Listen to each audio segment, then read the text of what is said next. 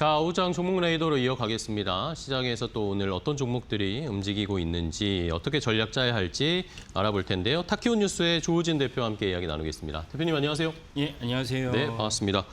자, 대표님과 오늘 또 어떤 종목들을 볼지 일단은 저희가 계속 추적하고 함께 살펴보고 있는 종목이 두 종목입니다.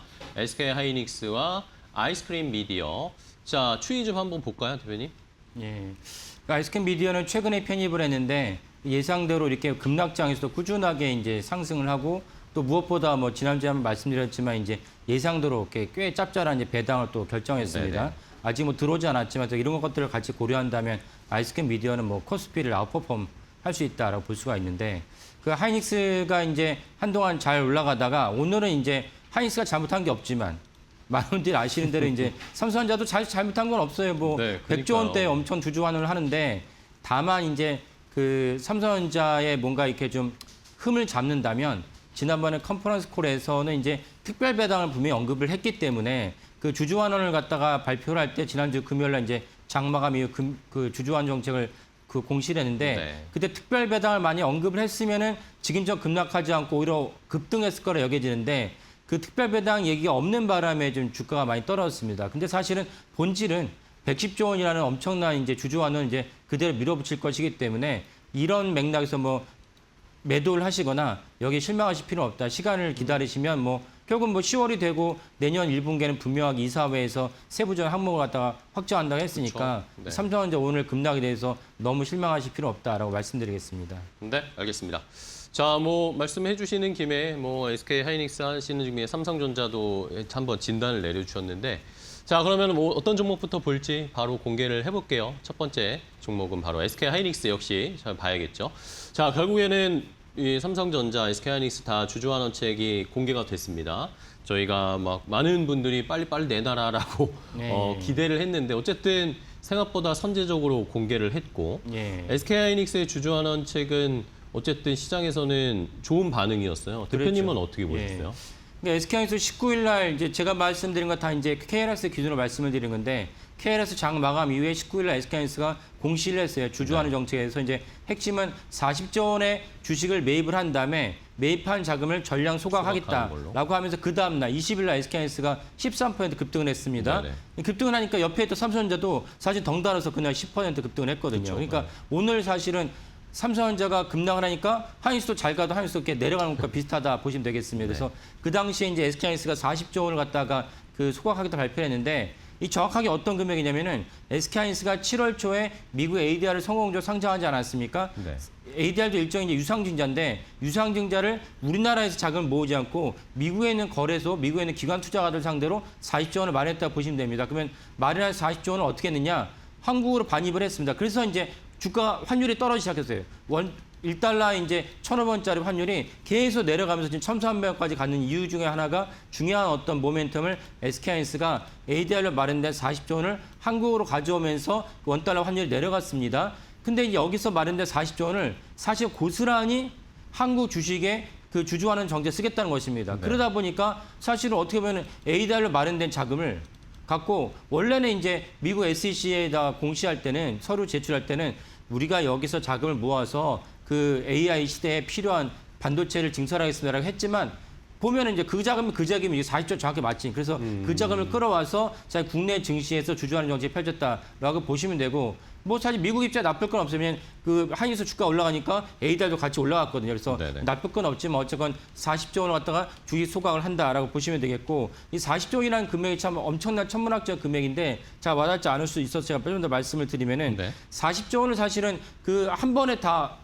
주식이 매입할 수 있는 게 아니고 매일 이제 40조 원의 분량을 나눠서 매입을 하는데 그러다 보면 이제 평균 SK하이닉스 거래량의 7% 정도가 SK하이닉스가 이제 그 자사주를 매입하는 셈입니다. 네. 그 사실 7%가 누군가에게 사준다는 것이니까 이건 SK하이닉스 주가 부양에 큰 역할을 끼칠 수 있다라고 보시면 될 것 같습니다. 네. 자, 이 말씀해 주신 것처럼 하루 평균 지금 지난주 목요일부터 65만 주씩 지금 하이닉스가 예. 매수하고 있거든요. 오늘도 65만 주를 걸어놨거든요. 예. 거의 다 체결이 지금도 50만 주 넘게 체결이 됐으니 뭐 막판까지 아마 또 65만 주 다 채워지겠죠. 자, 그러면 이제 주주환원 어쨌든 삼성전자, 하이닉스, 뭐 마이크론도 그렇고 키옥시아도 그렇고 뭐 샌디스코도 그렇고 지금 다들 주주환원 책들을 막 쏟아내고 있습니다. 근데 이게 이제는 조금 더 한 발 멀어져서 보면 이게 과연 계속 가능하느냐라는 이야기들도 좀 나오긴 합니다. 왜냐하면 결국에 이 돈들이 우리가 프리 캐시플로우가 들어오는 돈이 하이퍼스케일러들이 주는 거잖아요. 근데 그렇죠. 하이퍼스케일러들의 프리 캐시플로우는 점점 바닥나고 있단 말입니다. 예, 예. 이 상황은 어떻게 보고 있어요? 예.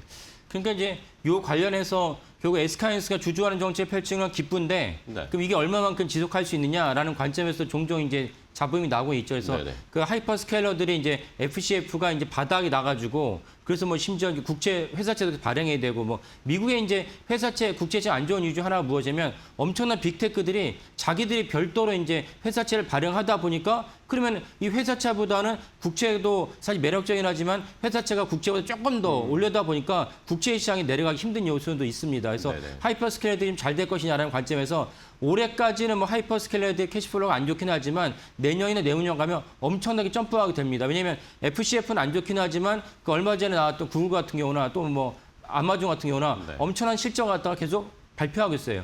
실적을 발표하는 근거는 무엇이냐? 이들이 지닌 엄청난 데이터 센터가 실제로 그냥 허공에서 그 데이터 센터를 가동한 것이 아니고 데이터 센터에 수요가 있고 수요를 말미암아 생긴 엄청난 자금이 더 들어오고 있거든요. 네네. 자금을 들어오는데 그보다 더 많은 자금을 갖다가 데이터 센터에 짓고 있는데 쓰고 있는 거예요.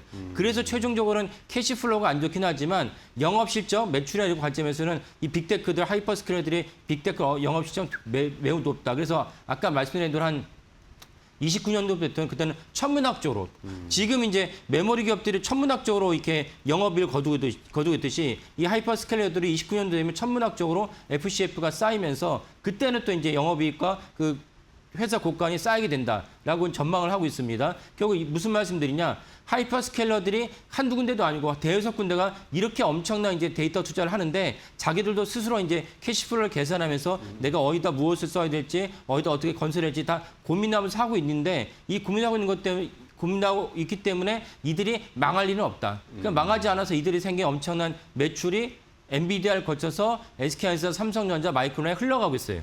이런 맥락에서는 사실은 이 삼성전자, SK하이닉스의 주주하는 정책은 사실 내년, 내후년까지 끄떡없다. 그래서 일각에서는 사실 삼성전자가 110조 원의 주주하는 정책을 내놨지만 네. 부족했다. 그러니까 제가 아까 말씀드린 건 제가 지금 아까 제가 서두에 말씀드린 거는 개인들은 아마 거기까지 재무제표를 보지 않았기 때문에 계산을 안 했겠지만 단지 특별배당이 없다는 이유로 이제 오늘 실적에 실망을 했지만은 사실 재무제표를 보신 분들은 어떻게 또 그 분석을 했냐면은 110조가 무슨 말이냐? 170조도 내놓을 수 있는 것을 더 할 수 있는데 얘 니네 110조밖에 왜 안 했어? 이걸 지적을 하고 또 하나는 무엇이냐면 그러니까 사실은 뭐 배당이나 주식 소각이나 사실은 뭐 똑같이 이뤘거든요. 이론데도 불구하고 개인들 중에서는 몇몇 분들은 나는 주식 소각이 더 좋아. 자사주 매입 소각을 더 선호하시더라고요. 예. 근데 왜 삼성전자는 주식 소각 못하고 배당을 하겠다는 거야? 그 제가 지난번 말씀드렸지만 삼성전자는 배당을 중요하게 여기는 이유는 무엇이냐? 자사주 소각을 해버리면은 삼성전자의 최대주 중에 두 군데가 삼성화재와 삼성생명이 생명화재. 금산블록법 때문에 보유 지분 10%가 강제적으로 10% 넘게 돼요. 그럼 삼성생명도 또 매각을 해야 되거든요. 그렇죠. 이런 이제 순환이 만들어지기 때문에 삼성전자 입장에서는 가급적이면은 소각보다는 배당을 원한다. 이런 관점에서 이걸 또 이제 문제 삼는 분도 계십니다. 아니 왜 삼성생명이 아직은 이제 여력이 있는데 그래도 여력 남은 만큼은 소각을 하지. 이런 데도 문제는 삼긴 했지만 그 때문에 떨어진 것은 아니고 결국은 이제 아까 질문이 나온 우리가 지속적 가능하냐 내년까지도 끝도 없다라고 보시면 될 것 같습니다. 알겠습니다. 자, 그럼 마지막으로 시간이 얼마 없는데 간단하게 이제 하이닉스에 좀 더 집중을 하면 하이닉스가 지난주에 약간 노이즈가 나왔던 게 솔리다임 예, 성장 이야기입니다. 예. 이것도 주주분들이 매우 민감하게 생각하시거든요. 그렇죠. 예. 그러니까 솔리다임이라 한다면 사실은 그 하이닉스의 미국 법인의 또 다른 이제 법인을 상장하는 것이기 때문에 이거는 사실은 국내에서 있을 수 없는 일인데 다만 이제 솔리다임이 미국에서 있기 때문에 미국의 나스닥 상장하겠다. 그럼 어쨌건 자기들의 또 다른 중복 상장이기 때문에 있을 수 없는 네네. 일입니다. 근데 이 문제를 이재명 정부가 좀 간과하고 묵인하고 있는 것처럼 보여집니다. 그래서 이 점도 사실 지난번 전당대회가 끝났으니까 이재명 정부도 이제 개각을 하든 다시 한번 이기 정부가 잘 추스려가지고 예전에 그 코스피를 추켜 올렸던 중요한 모멘텀 중 하나가 주주 주주에 대해서 분명히 너네가 책임을 져라. 그래서 상법 383조도 개정하지 않았습니까? 네. 이런 어떤 모멘텀을 이제는 더 강화해서 이런 재벌들의 그 계속 뭔가 그 일탈하려는 이런 것을 갖다가 정부 당국에서 막아야 된다. 막으면 또 외국 주주들도 좋아하고 우리나라 개인 주도 좋아하기 때문에 이 부분도 분명히 짚고 넘어가야 될 사안은 확실합니다. 네, 알겠습니다. 자, SK하이닉스, 삼성전자 오늘 많은 관심이 있으셔서 한번 집중적으로 분석을 해 주셨습니다. 오늘 함께 해 주셔서 감사하고요. 또 다음 시간에 뵙도록 하겠습니다. 대표님 고맙습니다. 예, 감사합니다. 네.